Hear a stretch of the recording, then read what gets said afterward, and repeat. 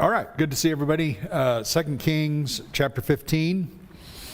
Hoping to finish off Israel tonight.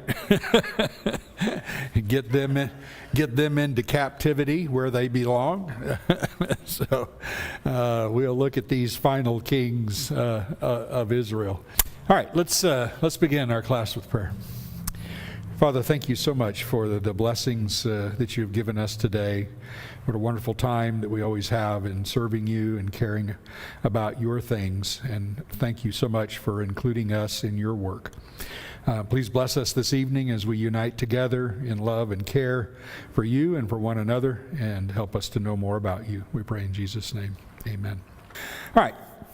We briefly talked about 2 Kings 15 and the beginning of the reign of Azariah, or also called Uzziah, from 2 Chronicles. So when you're reading 2 Chronicles, you need to, of course, know these two guys. Reigns a very long time. I think the only king of Judah that reigns longer than him is Manasseh, who reigns 55 years. So he has a long, long reign. Gets so used to it that Isaiah, of course, when you read Isaiah chapter 6, in the year that Uzziah died is when Isaiah sees his vision.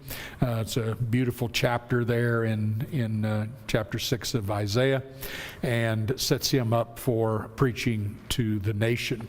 So this particular time then is about the beginning then of Isaiah's reign at the end of Uzziah's life. All right, we already talked about this pretty well. You might remember the Lord struck him with leprosy. You don't learn it here in Kings, you learn it in 2 Chronicles, where he decided, I mean, he was just a fantastic king, following the Lord, seeking the Lord, doing a lot of great things, and he got lifted up. Decided he ought to be able to go into the holy place and offer incense. And what's interesting about that, when we get over there in Chronicles, what's interesting about that is that he didn't get struck with leprosy the moment he walked in there. He got struck with leprosy when he got mad at the priest for trying to get him out. That's interesting. It's like, okay, God's a little mercy here, a little grace here. Priest tell you to get out, turn around, walk out, you're probably all right. But he got mad at the priest, and God goes, okay, you asked for it, pow. And he's a leper the rest of his life. So sad story about that, but this is one of the great reasons why we wake up every day. We thank God for the mercy that he's given us, because we are not worthy. And it's just such an important thing that God always tells us. You keep in your own lane there. Keep yourself where you ought to be, and don't get yourself lifted up. Very important principle. So now we go on to chapter 15, verse 8, and here just a long list of the final kings of Israel.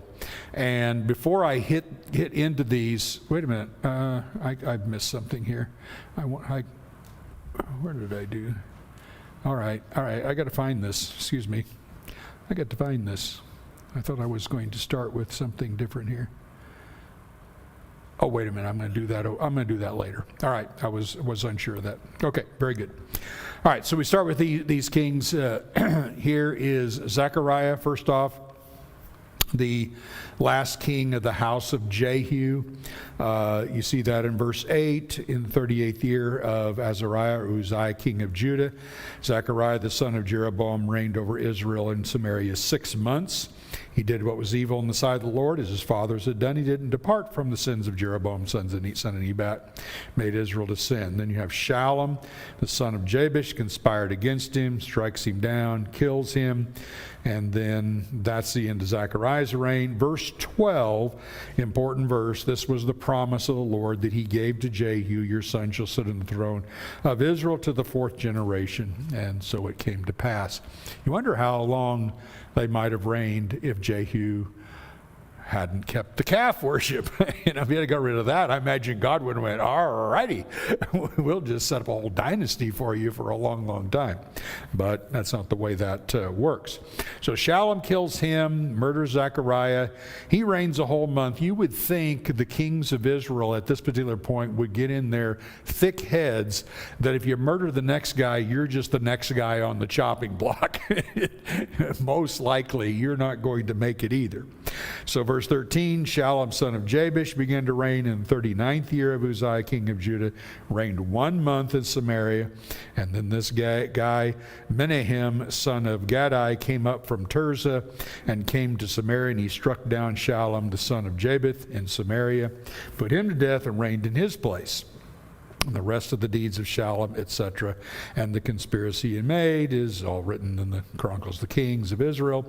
At that time, Menahem sacked Tipshah, or something like that, and all who were in it and its territory from Tirzah on, because they did not open it to him. Therefore he sacked it and ripped open the women in it who were pregnant. So this is a real nice guy, as you can see. The times in Israel, when you read that, here's what you need to think of. These people have gotten as bad, if not worse, than the nations around them. When you read the book of Amos, you're going to see that. So Amos goes through all the kingdoms, all the nations around Israel, about what he's going to do to them for the horrible things they've done. And he gets done with that, and then he goes, and we'll just put Israel in there. And then he goes to them. It's like, okay, you're the bullseye. Pow, you're as bad as they are, and I'm going to take you out too. So it is such an amazing, sad thing to see the people of God living like worse than even the world. So it's really sad. All right, so there's Menahem, verse 17, in the 39th year of Azariah, king of Judah. Menahem, the son of Gadai, began to reign over Israel, and he reigned 10 years. So he lasts a while. And with evil in the sight of the Lord,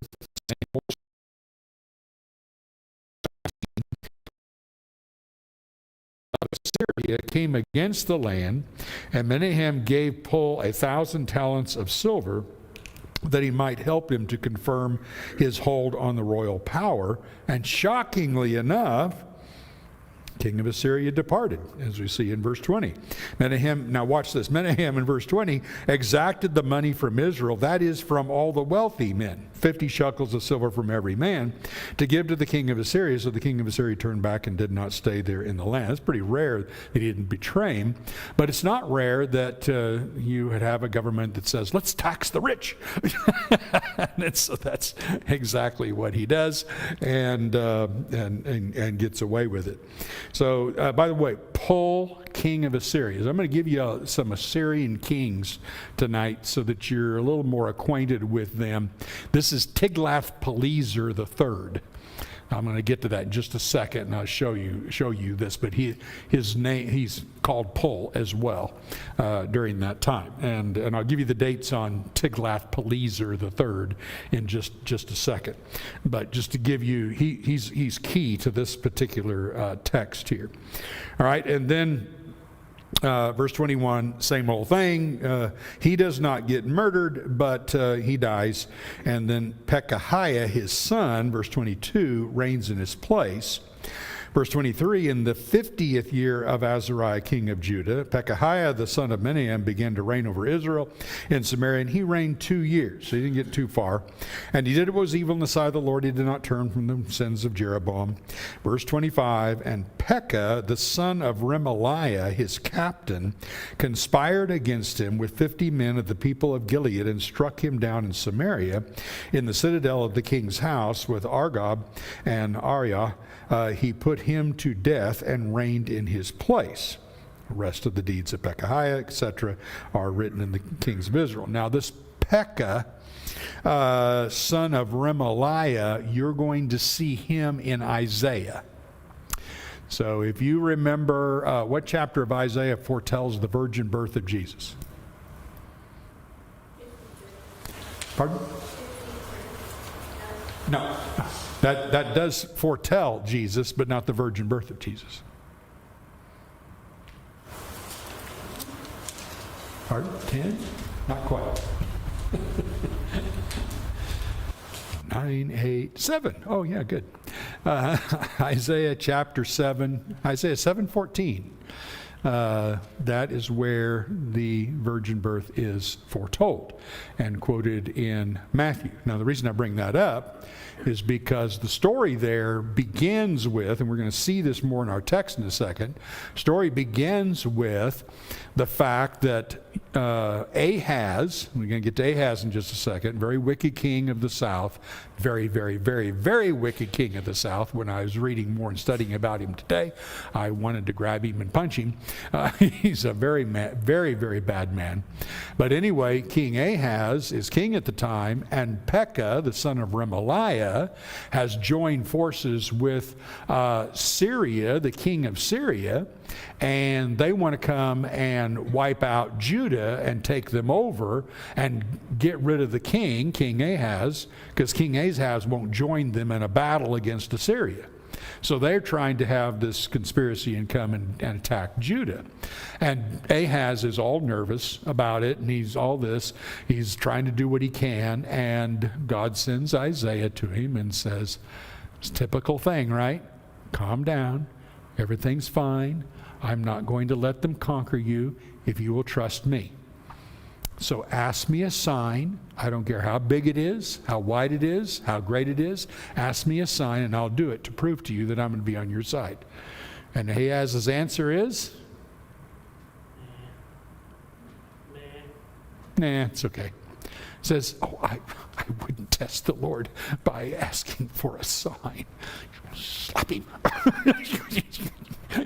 When you know about him, you know he wouldn't care if God turned the world upside down. He's going to trust in the king of Assyria to come and help him, which he does. And God says, because of what you did, I'm going to wipe your nation out too, with the Assyrians that you thought you could buy off. And there's only going to be a remnant. And in that remnant, Emmanuel. And he foretells Jesus. God is going to still be with you even when the attack comes in order to save a remnant. So it's a beautiful text, chapter 7 and 8. Lots of quotation in the New Testament out of that text, both in Hebrews 2, Matthew chapter 1. Very, very interesting parallels. But anyway, this is Pekah, king of Israel, dealing with Ahaz, king of Judah, and the big sign of the virgin birth. Okay? In Isaiah, who is the baby born of the, as most of our Bibles say, virgin, or some Bibles, young woman? Who is the son that is born, that is the sign? Longest name in the Bible. All the moms here should call your next child by this name. Maher-Shalal-Hashbaz. Right? So Maher-Shalal-Hashbaz is actually the sign of the birth to Isaiah. And then Jesus being born of a literal virgin in Matthew 1 is an escalation of that event. You remember Matthew talks about prophecy as fulfilling events, not just simply foretelling something to happen. Which, when you don't understand that, you have a flip out when when the New Revised Standard and Revised Standard Version, instead of translating virgin in Isaiah 7:14, translate young woman. But that's what the translation is, as opposed to Matthew 1 when it's literally virgin. That's the whole difference. Questions on that? Some of you are like, I don't know what you just said. I'm sure. I know I've taught on that before, but I'm sure a lot of you weren't there when we did. If you have questions about it, though, I'd love to clear that up a little bit. Go ahead, Mara. So how does this relate to Pekah? Okay, Pekah is the king of Israel. I know, how to relate to this? Well, when you get to Isaiah, if you don't know who Pekah is, then you're lost on everything. That's why I'm mentioning this. So Pekah is the king of Israel, and Pekah, son of Remaliah, and then the king of Syria is those two are joining together in order to destroy Judah, and God's trying to convince Ahaz not to worry about it and wants to give him a sign. And the sign is the young woman will give birth to a child. And before he's old enough to know right from wrong, God's going to destroy both Israel and Syria, which he does, using Assyria. All right? So are you saying that the Hebrew word is literally young woman, but then when in Matthew does it in Greek? It's literally it's virgin. Yeah. We've done this before, but I mean, it's not a bad idea just to stop and make sure, just understand a principle here. You remember when Jesus as a baby is taken down into Egypt? Do you remember what Matthew says? This was to fulfill the prophecy that said, out of Egypt I've called my son. And if you go look that up, that's Hosea 11:1, and it isn't a prophecy. It's a historical event referring to when God brought Israel out of Egypt, literally. But Matthew uses the event and is showing us there's another Exodus about to start by quoting that. He's calling another deliverer out of Egypt who's going to release you from a greater bondage. So the most important thing to learn, and we will hit these details as time goes on, but the most important thing to learn is that Matthew especially, but this happens all over the Bible, it's in Hebrews too, Matthew uses events as prophetic. And you know that already if you just simply think of Israel's exodus out of Egypt and what happened. In order to leave Egypt, what is the first thing that had to happen? A Passover lamb. And then they had to cross the Red Sea, blood and water. They were baptized in the sea. They had a Passover lamb. We have a Passover lamb, and we're baptized, and there's our cleansing, and there's our... An event becomes prophetic. See?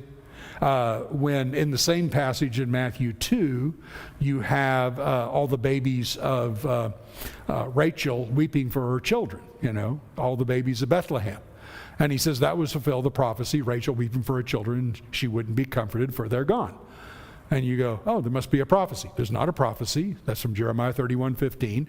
And it is an event in which the nation of Israel, as we're reading, is going to go into captivity. And Rachel, the nation, is weeping for her children going away. But if you read the rest of Jeremiah 31, you find out God says, stop weeping. I'm going to come and bring them back. Matthew quotes it to say, here it is. I'm going to bring my people back to me. An event becomes prophetic. And all the events that become prophetic and are fulfilled in the New Testament, you want to look at it this way. Here's the event. It's fantastic. It's wonderful. The New Testament parallel is going to go escalated to a higher degree. And so you're always seeing that. So when you read in the Old Testament, you always want to look for not just an actual, this is going to happen, but just a recording of an event that takes place. And then later in the New Testament, he'll take that event and make the same thing. Jesus' resurrection in Psalm 16, prophesied in Psalm 16, quoted by Peter in Acts 2. And yet when you read Psalm 16, and David himself says he's down in the dumps, he's right near death, and everybody wants to kill him, and he says, but you will not leave my soul in Hades. Well, that many Psalms speak of David talking about himself as if he went through death.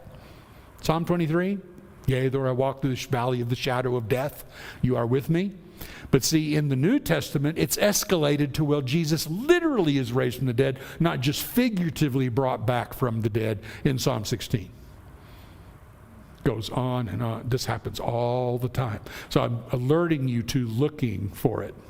And the only reason I brought that up out of Pekah, because I want you to start relating these things to what the prophets say, and say, so that when you read the prophets, you don't go, I'm lost. Who's Pekah? And what's going on? Okay, so here's your time. Okay.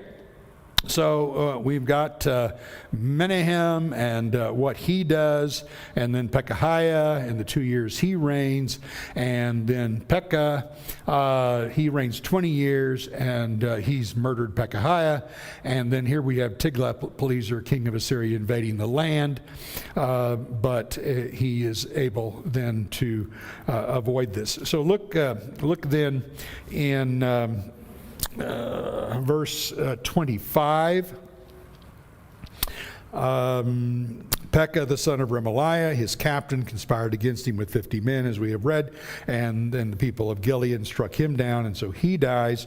So now we have Pekah reigning, beginning in verse 27. In the 52nd year of Azariah, king of Judah, Pekah, son of Remaliah, began to reign over Israel and Samaria, and he reigned 20 years. He did what was evil in the sight of the Lord, as usual. Verse 29, in the days of Pekah, king of Israel, Tiglath-Pileser, king of Assyria. This is the same guy as Paul. Okay, Tiglath-Pileser, the king of Assyria, came and captured Ijon, Abel, Beth, Makkah, Jehonath, Kadesh, Hazor, Gilead, and Galilee.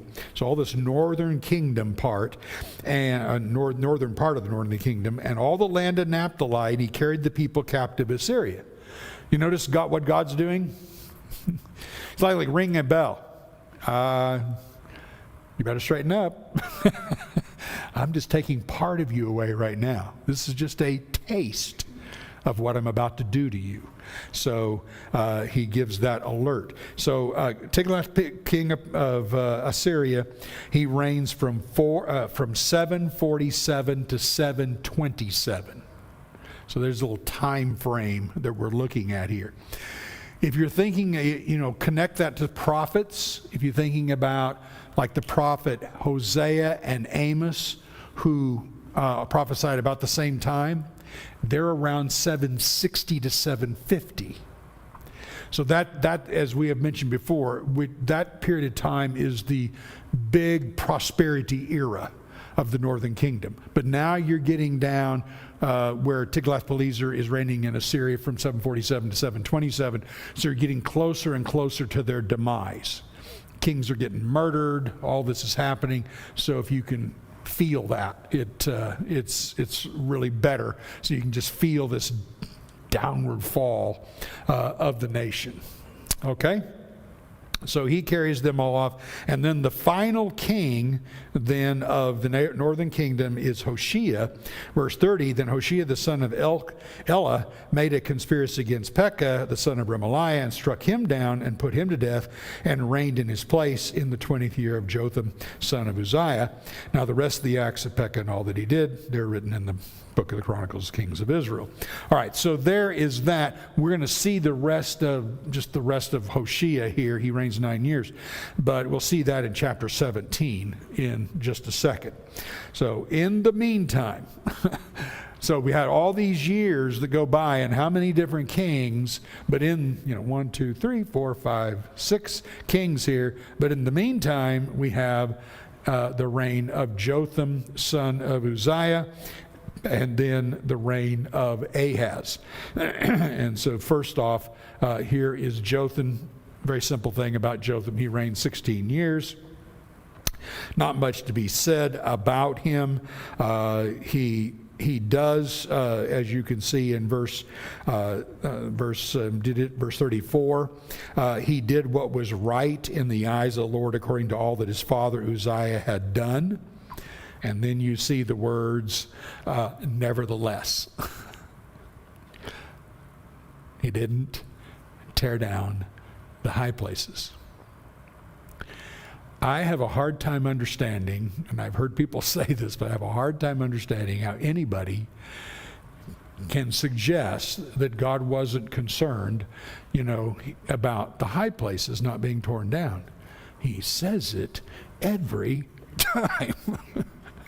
And he's going to give that as one of the reasons he destroys Israel. It's because they wouldn't tear down the high places. It means a lot to God that we don't follow the ways of the kings of the people of the world and of the nations, that we follow the way the Lord told us to do things.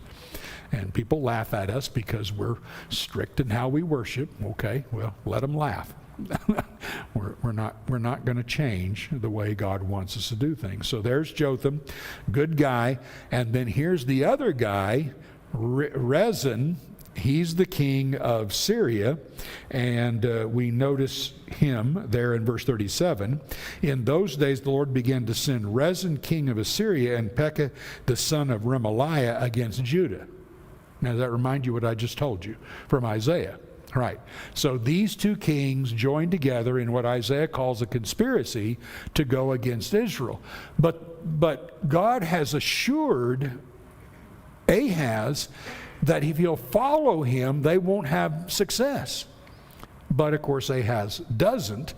Now they still, when you read Chronicles, it'll be shocking. Because, excuse me, Rezin and Pekah come in and they do obliterate Jerusalem and take everybody captive, take them back, and I mean, they're brutalizing them. And when they get back to Samaria with this horde of people they've kidnapped out of Jerusalem, God is waiting with a prophet.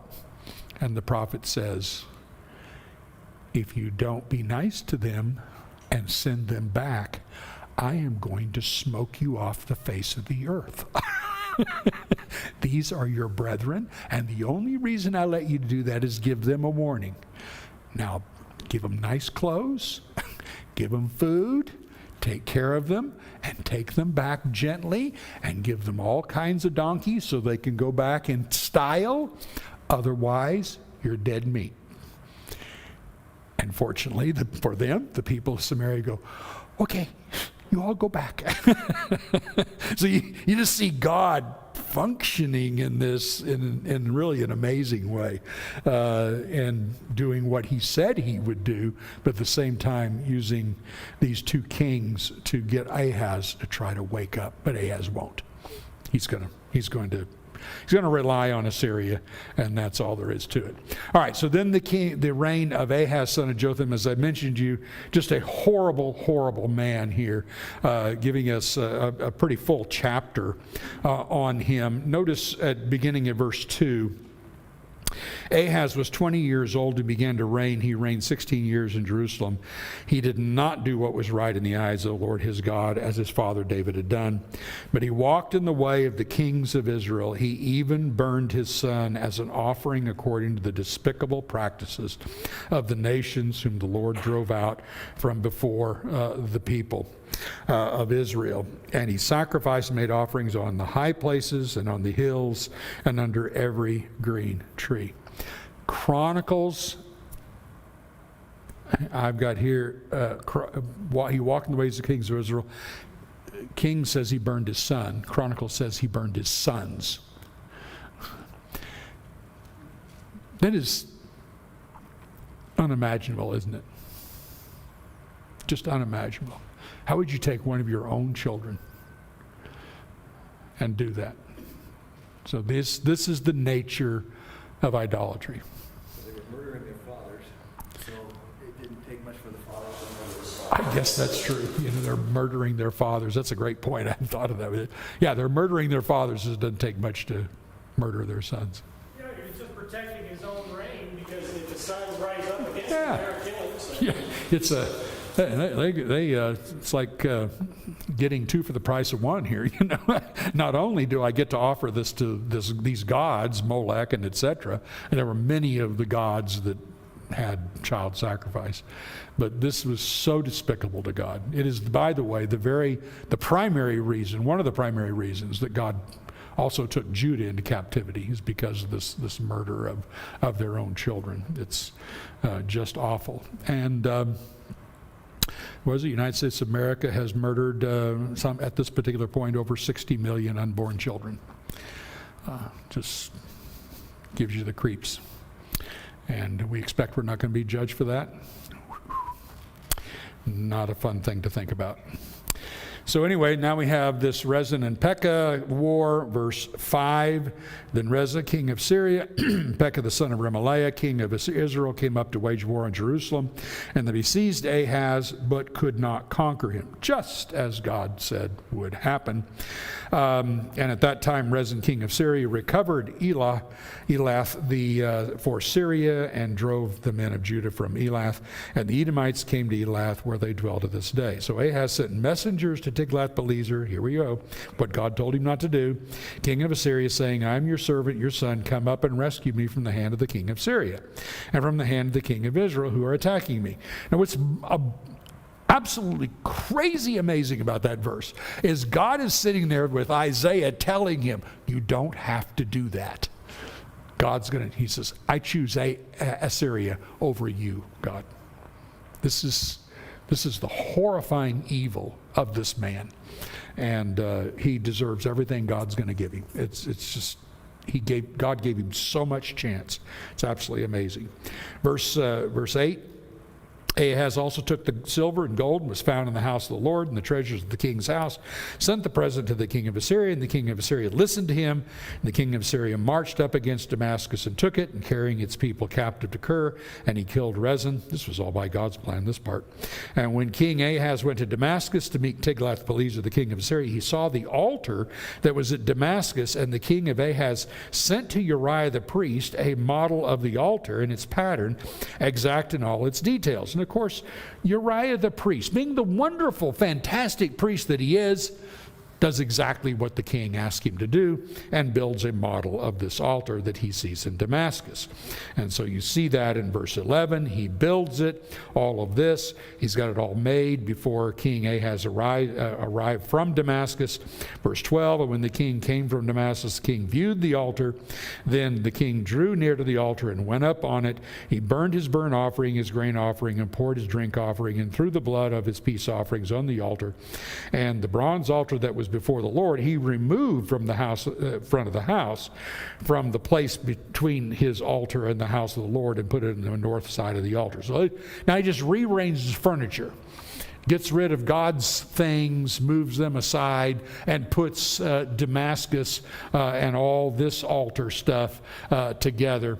And so he just rearranges worship in Israel, redesigns it in a way. Now, can you think of two questions? First, why? Why would he dump the temple pattern, the altar and the laver and all these? Why would he dump all of that for the altar in Damascus and all the things that he sees there? Think of a reason. We're speculating a little, I would understand. But maybe you could think of at least a reason or two that it might be possible. He liked that it was more green. Yeah, that's the first thing I think of. He looked at it and went, man, that is really cool. It's kind of like looking at a huge cathedral and go, whoa, now we could really do worship in there. We just need, and that's what's interesting about the contrast between God's worship and what man creates. God's worship is always so simple. It's not elaborate and all this. And then man's worship is just, it goes off into every direction possible, all to appeal to the flesh. And so there's a major difference in that. So you notice the irony of this, by the way? What's the irony of this? He takes the altar from Damascus, patterns, puts it in Jerusalem. What just happened in Damascus?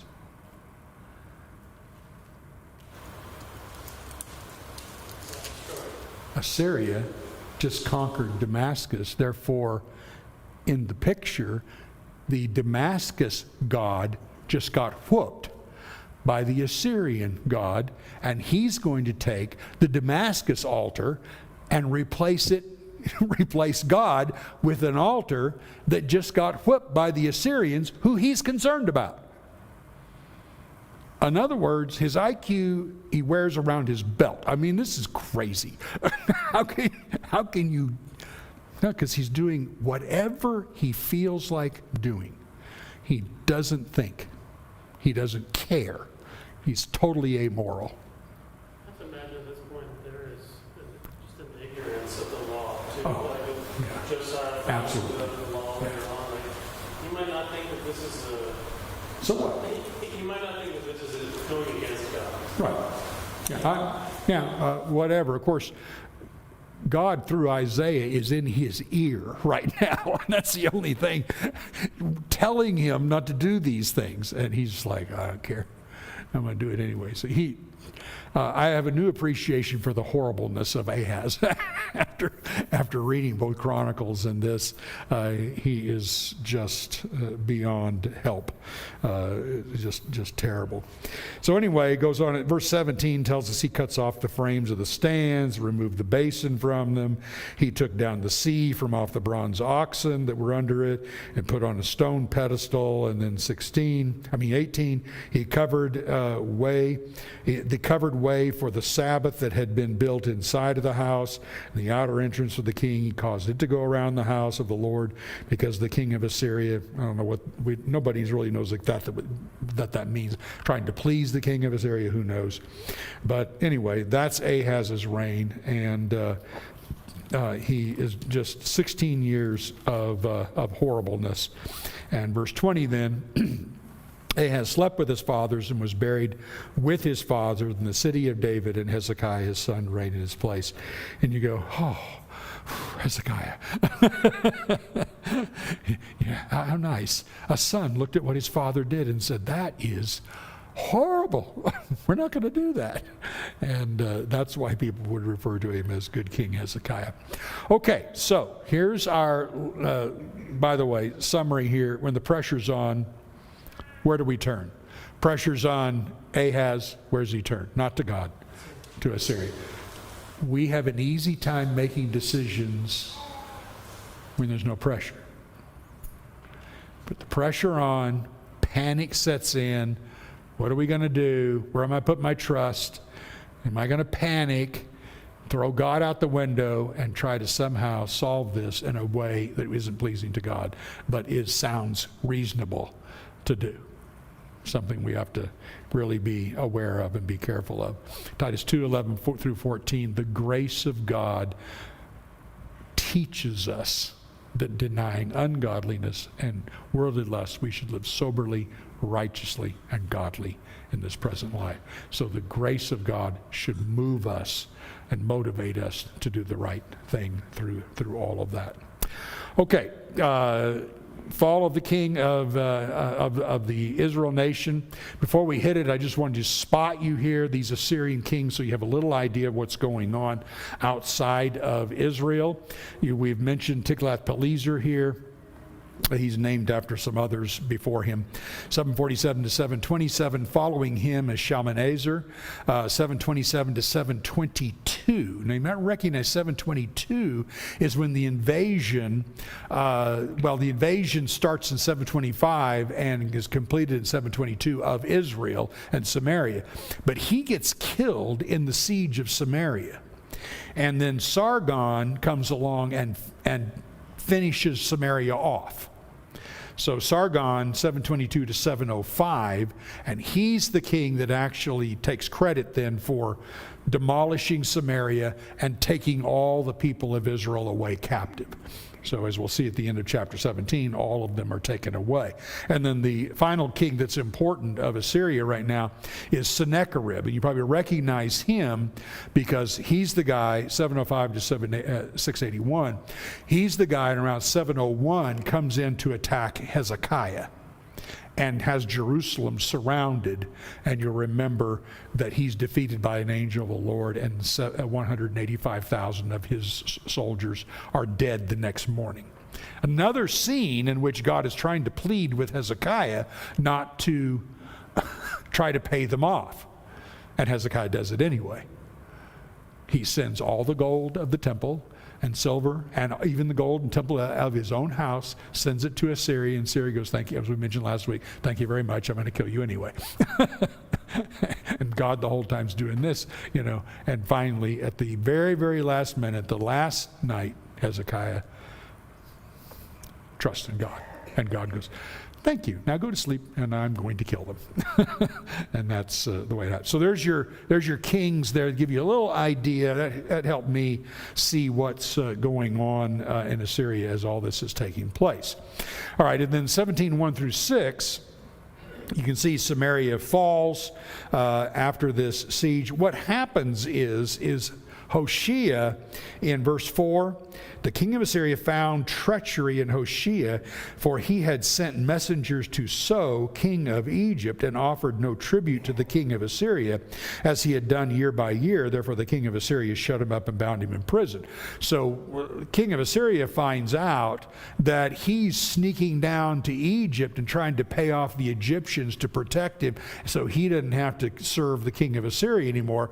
And that's not a good thing, because then he finds this out and he goes, okay, now I'm gonna kill you. And so that would start, of course, as we've said, that starts with Shalmaneser and then is finished off with Sargon. Right? And then so verse 5 says, and the king of Assyria invaded all the land, came to Samaria, and for 3 years besieged it. In the 9th year of Hoshea, the king of Assyria captured Samaria, and he carried the Israelites away to Assyria. Watch this. Placed them in Hala, on the Haber, whatever that is, the river of Gozan, and the cities of the Medes. So what does Assyria do? They take the captives and they take them to lands that they have already conquered, and take those captives and they send them someplace else, some of them to Samaria, and so they're all scattered throughout. Now, why would they do that? Why would the king of Assyria do that? Take everybody off the land, put them in other lands. Makes it very hard for them to organize. Yeah. You just destroy their national spirit. When you think about it, I was explaining this in a Bible class today. When you think about it, if China, destroyed us and said, we like America better, we're going to send you over to China, you're going to live in different places in China, we just scatter you out in all those places and over there. How long would it take before we're not really have a nationalist spirit for the USA? Well, one generation. Yeah, next generation will grow up and they live in China. And that's what happened. There was only if it hadn't been for the remnant that has a spirit of serving God and loving God, nobody would have gone back to Israel, because it is the next generation that is waiting to come back from the Babylonian thing. This one, of course, nobody ever goes back. All right. So you see that taking place there, scattered then throughout these lands. And so then that takes place, and then this text from verse 7 down through verse 23 is a summary of Israel's sins and the reason for the fall. This is extremely interesting. We don't have quite the time to go over that all. Maybe we can read just a little bit of it here, verse 7. And this occurred because, here's what you want to underline.